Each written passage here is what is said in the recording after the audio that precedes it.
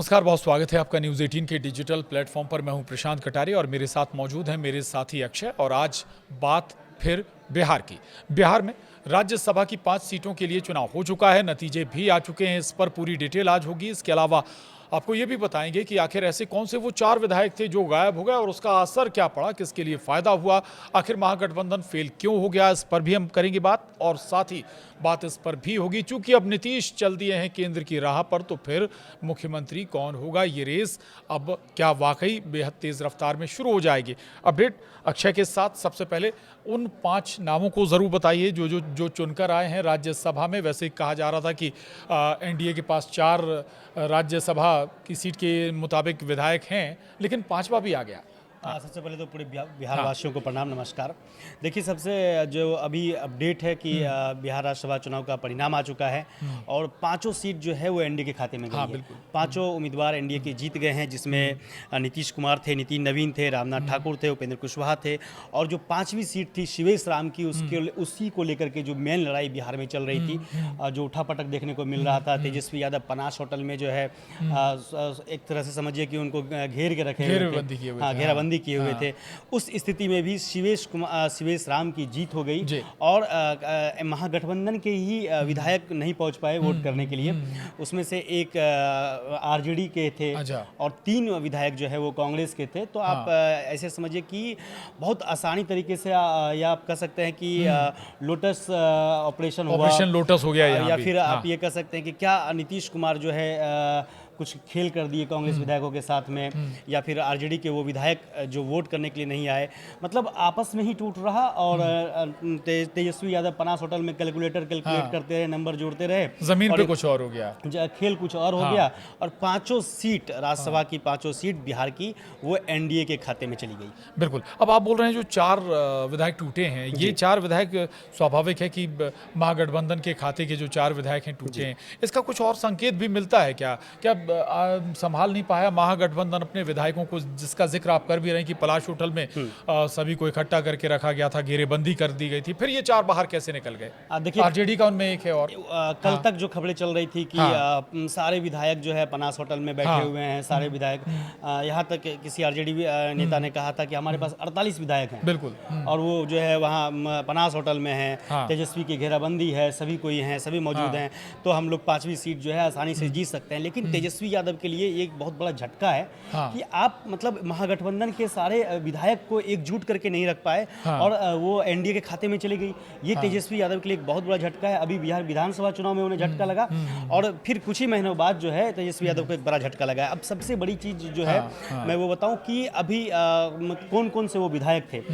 देखिए, सबसे पहले तो विधायक फैजल रहमान हैं, जो आरजेडी के विधायक थे, जो मतलब उससे नदारद रहे।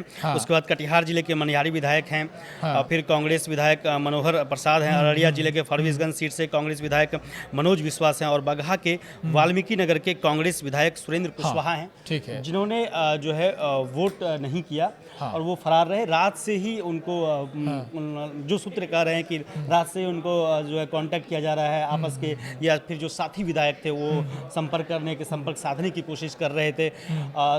तेजस्वी यादव का एक बयान भी आता है कि अभी समय है, जब आज चुनाव चल रहा था तो समय है कि हो सकता है वो आ जाए। तो उनसे संपर्क साधने की कोशिश की जा रही थी, लेकिन उनका जो मोबाइल है नॉट रीचेबल आ रहा था और यहाँ पे खेल हो गया। और जो है अच्छा, लेकिन ये सवाल जरूर उठता है, एक तरफ कांग्रेस और आरजेडी की तरफ से ऑफर दिया जा रहा था, आप आ जाइए कि हम मिलकर सरकार बना लेंगे। आप अपना विधायक नहीं संभाल पा रहे हैं, 3 कांग्रेस के विधायक नहीं संभाल पाए, एक आरजेडी का विधायक बागी हो गया, जाकर वो गठबंधन से मिल गए या कहीं एनडीए से जाकर मिल गए, या अभी जो भी हो, अभी तस्वीर क्लियर नहीं है, हो सकता है उपकृत जरूर किया जाए। तो फिर ये जबरन ख्वाब क्यों सजा रहे थे कांग्रेस और आरजेडी?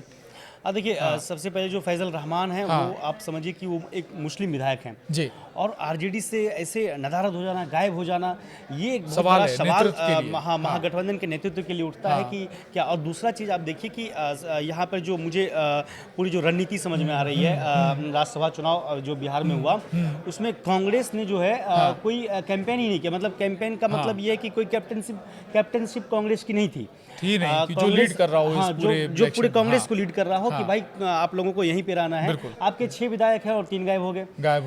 तो एक तरह से ये कहा जा सकता है कि क्या कांग्रेस नेतृत्व की ओर से कोई इशारा नहीं था कि भाई आप लोगों को एक साथ रहना है, एक जगह पे रहना है, या फिर खुली आज़ादी थी कि आप कहीं भी जा सकते हैं?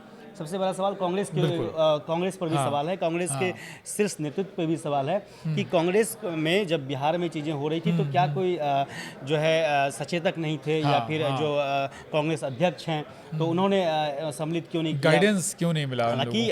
हालांकि तेजस्वी ने जो है 5वीं सीट के लिए मतलब कि पूरी जोड़ तोड़ लगाई, भरपूर कोशिश किया। जो तेजस्वी यादव जिसने AIM को कभी वैल्यू नहीं किया, असदुद्दीन ओवैसी की पार्टी को कभी जो है तजब्बू नहीं दिया, तजब्बू भी नहीं दिया, कभी जिक्र नहीं किया, सियासत जो तेजस्वी यादव का या फिर RJD का MY समीकरण है वो टूटे नहीं। लेकिन राज्यसभा चुनाव के को लेकर के 5वीं सीट को लेकर के जो है तेजस्वी यादव ने AIM के जो अध्यक्ष हैं, बिहार अध्यक्ष हैं, उनसे बात की।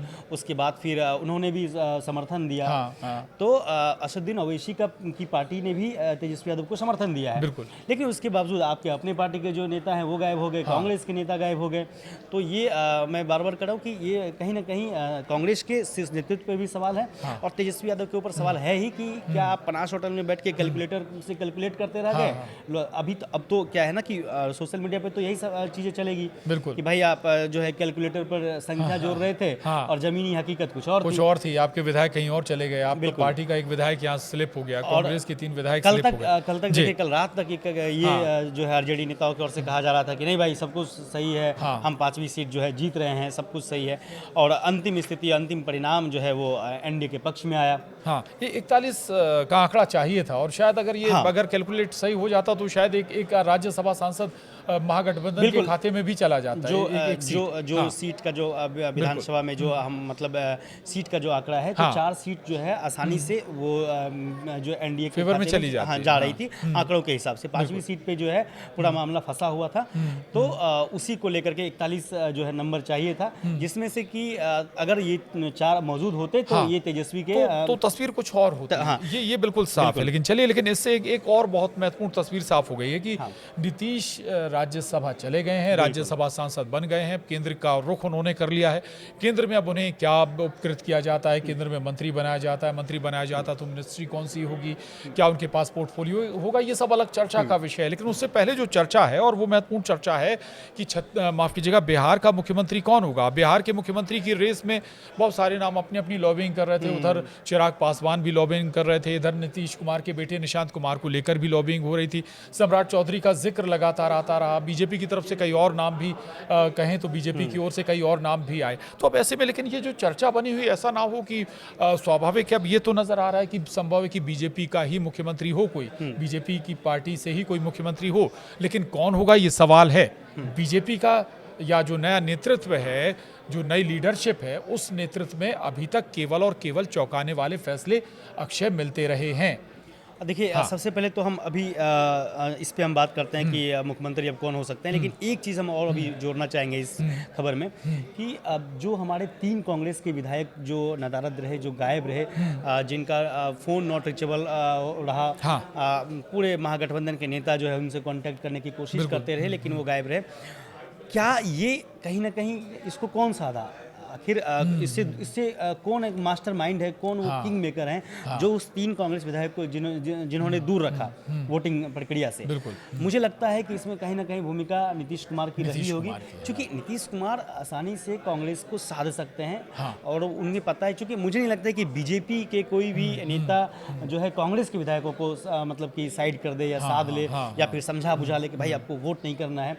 तो इसमें कहीं ना कहीं भूमिका जो है नीतीश कुमार की मुझे लग रहा है कि रही होगी। और हम कह सकते हैं कि इस जो राज्यसभा का जो चुनाव हुआ है, इसमें किंग मेकर की जो भूमिका में रहे वो नीतीश कुमार ही रहे जी। तो अब इसी को जोड़ते हुए हम आते हैं बिहार के CM पे। ठीक है। तो अब ये फाइनल है कि नीतीश कुमार जो है राज्यसभा जा रहे हैं, दिल्ली जा रहे हैं, दिल्ली की ओर रुख कर रहे हैं। अब वो दिल्ली आ रहे हैं, तो अब कौन होगा?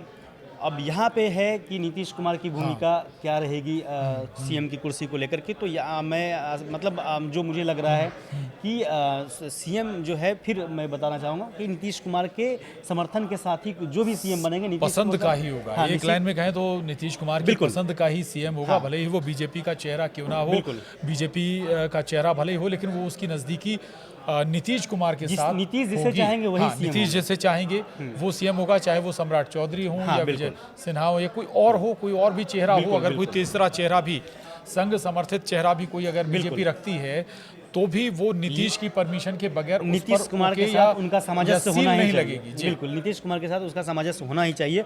हाँ। और इसी जो कड़ी है, इस कड़ी में हमने लगातार देखा जो समृद्धि यात्रा नीतीश कुमार की चल रही समृद्धि थी, तो यात्रा, हाँ, हम लगातार देख रहे थे कि सम्राट चौधरी नीतीश कुमार के साथ कदम से कदम मिलाकर चल लगातार रहे चले, थे। हाँ। कई मंचों पर जो है सम्राट चौधरी का उन्होंने पीठ थपथपाया है। कई बार नीतीश कुमार ने ये भी कहा कि अब जो है हमारा जो काम है वो सम्राट ही देखेंगे, या फिर आपको जो शिकायतें होगी वो सम्राट के पास आके तो करें। एक लिहाज से जनता को भी मैसेज लगातार नीतीश हाँ, देते हुए नीतीश, चल रहे हैं क्या, ये भी लग रहा है? एक अप्रत्यक्ष समृद्धि रूप से- यात्रा के जरिए अगर हाँ, हम बात समृद्धि करें यात्रा तो- के दौरे हाँ। अप्रत्यक्ष रूप से जो है नीतीश कुमार ने ये दिखाया है कि अब जो है हाँ। अगला सीएम नीतीश कुमार होंगे, ऐसा कहा जा सकता है। हाँ। लेकिन नीतीश कुमार का भी कुछ जो स्वभाव है उनका कुछ बिल्कुल ठीक है, कहना जो है नीतीश संभव और है। बीजेपी एक ही स्वभाव के कि भाई आप अंदाजा नहीं लगा सकते अंदाजा हैं। नहीं लगा सकते हैं, बीजेपी लेकिन अगर हाँ, जो चीज़ें चल रही है, जो हाँ। प्रक्रिया चल रही है, जो इंसिडेंट जो बिहार में चल हाँ, रही है, हाँ। तो उसको देखते हुए अगर हम आकलन करें तो कहीं ना कहीं सम्राट चौधरी जो है बिहार के मुख्यमंत्री बनने जा रहे हैं। हाँ। और निशांत को लगभग ये तय माना जाए कि उप मुख्यमंत्री बनाया जाएगा। हालांकि जो लॉबिंग हो रही है कि निशांत कुमार को लेकर कि नहीं कि मुख्यमंत्री हो, लड़ाई एक चल सकती है। लेकिन बीजेपी के पास अभी अच्छा मौका है। हाँ। और मुझे लगता है मौका शायद बीजेपी ये छोड़ेगी नहीं। हाँ। और मुख्यमंत्री सम्राट चौधरी बिल्कुल। लगभग बनने जा रहे हैं। यानी कि इस बार शायद बीजेपी को चौंकाने का मौका ना मिले, आप ना ये कह मिले, रहे हैं। बिल्कुल। चलिए, ये बड़ी बात है, तो देखना होगा कि आखिर आज राज्यसभा को लेकर तो तस्वीर साफ हो गई। 5 की 5 सीटें एनडीए के खाते में चली गई। हालांकि ये कहा जो आंकड़े बता रहे थे वो 4 के थे, लेकिन 5वीं सीट भी एनडीए ने अपने खाते में डाली। यानी जो इलेक्शन मैनेजमेंट है, भले ही राज्यसभा का हो, उसमें भी एनडीए माहिर है। जैसा कि अक्षय बता भी रहे हैं कि इसमें बड़ी भूमिका नीतीश कुमार की हो सकती है, ये माना जा सकता है। अब आखिरी मोमेंट है मुख्यमंत्री के चयन का, और जैसे ही उस पर भी कुछ नया कुछ आएगा हम आपके सामने वो तमाम डिटेल, तमाम आंकड़े लेकर हाजिर होंगे। आज के लिए इस वीडियो में इतना ही। नमस्कार।